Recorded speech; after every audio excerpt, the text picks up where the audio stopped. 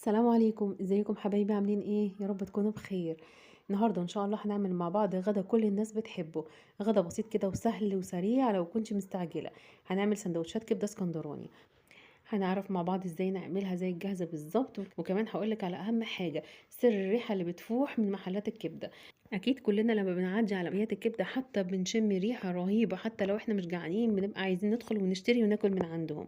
يلا بينا نسمي الله ونشوف ازاي هنعملها على طول. اول حاجه علشان تعملي كبده اسكندراني جيده جدا مفيهاش اي زفاره، الكبده ما بتتغسلش. لو اتغسلت بتدي نتيجه سيئه جدا، بتزفر ومهما حاولتي تتبلي فيها مش بتبقى طعمها حلو. ودي كل المكونات اللي محتاجينها: فلفل اخضر وثوم وخل وعصير ليمون وشويه بهارات هقول لكم هي بالظبط هي ايه، وفلفل اخضر بارد. يعني انا معايا نوعين من الفلفل، حامي وبارد. باخد الاول كل فصوص الثوم بحط عليها جزء من الفلفل الاخضر وبضربهم كويس جدا في مطحنه الخلاط لحد ما يتفرموا خالص كده. فاضيهم في طبق وبنزل عليهم بالبهارات. بهاراتنا بسيطة: ملح وكمون وكزبرة وشطة بابريكا، وطبعا الشطة اختياري.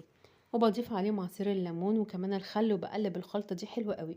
بعد كده باخد نصها بحطه على الكبدة وبتبله وبقلب كويس قوي كده وبركنها في التلاجة شوية. وكل ما اسيبها وقت اطول في التتبيله كل ما هيكون طعمها احلى. بعد كده بجيب طاسه سخنه على البوتاجاز بحط فيها حوالي تلت كوبايه زيت وبنزل ببقيه الخلطه تقليبه واحده بس بمجرد ان ريحتها تطلع. بعد كده بنزل الكبده على طول، ما بقلبش الكبده كتير لحد ما بتلون. ما بقلبهاش كتير علشان ما تنزلش ميتها وتبقى ناشفه. اول ما بتاخد لون بقلبها تقلبتين بس، وبعد كده اخر حاجه قبل ما انزلها من على النار على طول بحط فيها بقى بقيه الفلفل الاخضر. دقيقتين اتنين بس تقليبة واحدة مع الفلفل الأخضر، وبعد كده برفعها من على النار. كده خلاص الكبدة استوت تماما. شايفين دي درجة السوا المظبوطة. بينا بقى نعمل السندوتشات. احسن طريقه لفتح العيش الفينو هو المقص. انا مش بستخدم غير المقص، حتى لو العيش بتاعك بايت او مش طازه لا بيفرول ولا بيتقطع ولا بيتفرفت ولا اي حاجه خالص. بيطلع مظبوط كده زي المسطره، بيبقى متساوي وشكله لذيذ جدا. طبعا عملت سلطة طحينة وحمرت بطاطس وحشيت السندوتشات، وكان الغدا بسيط جدا وسهل ولذيذ وكل اللي في البيت بيحبه.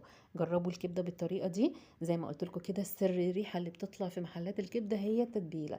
بتعملي التتبيلة، بتنزلي نصها في الزيت الاول قبل ما بتنزلي الكبده خالص، وباقي الخلطه بتاعتك بتتبلي بيها الكبده وتركنيها في التلاجة، وكل ما قعدت وقت اطول كل ما هتديكي نتيجه رهيبه.